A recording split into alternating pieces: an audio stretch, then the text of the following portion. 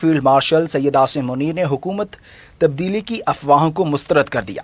Brussels میں overseas پاکستانیوں کی جانب سے دی گئی تقریب کے موقع پر صحافیوں سے گفتگو میں army chief general Syed Asim Munir نے کہا کہ تبدیلی کے بارے میں افواہیں سراسر جھوٹ ہیں۔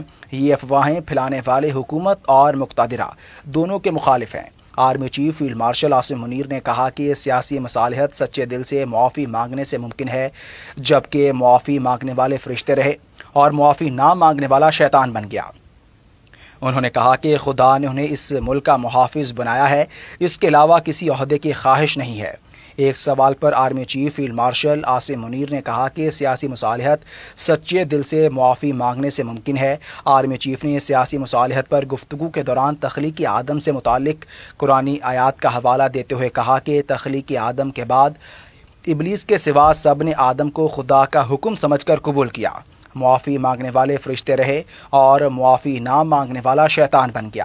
خارجہ پالیسی کے بارے میں اظہار خیال کرتے ہوئے فیلڈ مارشل سید عاصم منیر کا کہنا تھا کہ پاکستان کو چین اور امریکہ سے تعلقات میں توازن برقرار رکھنے کا طویل تجربہ ہے۔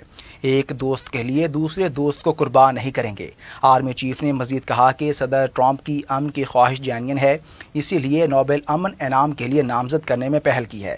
باقی دنیا صدر ٹرمپ کو نوبل امن انعام کے لیے نامزد کرنے میں پاکستان کی پیروی کر رہی ہے۔